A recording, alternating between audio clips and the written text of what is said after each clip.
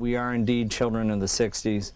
We bought an old farm because we thought it'd be a nice place to raise kids, and then I left the coal business and started the farm business.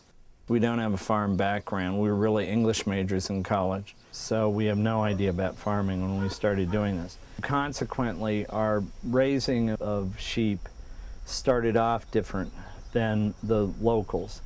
At the time that we were starting, it was the late 70s, and there were fuel shortages, as there are now.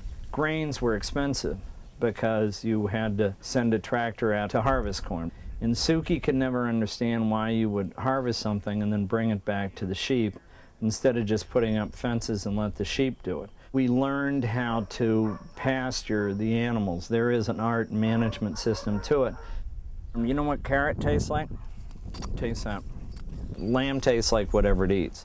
So there's a seasonality that goes all through the summer into the fall, from the spring when they taste like garlic, into the summer where there's interesting wildflowers that they're eating, and berries and apples and different things.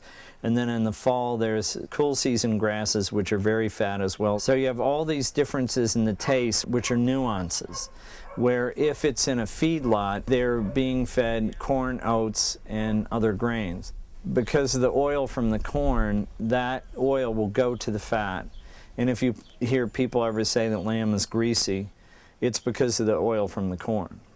We are involved in the Certified Humane program, which I think is the most important thing with raising livestock, which has to do with the handling of the livestock. We also have our own processing plant, so we handle that all the way through. If people are going to buy our lamb, they're going to pay a lot of money. It is not cheap. Dan, he understands the food, he understands the taste, he understands the textures. If you're really basing the dish around the product, you better know what you're doing, and he does, and he brings the best of the product out. Working with a restaurant like Blue Hill, it's absolutely wonderful. Everything is local, seasonal, sustainable. It's the way that things should be, and what he does with it is amazing.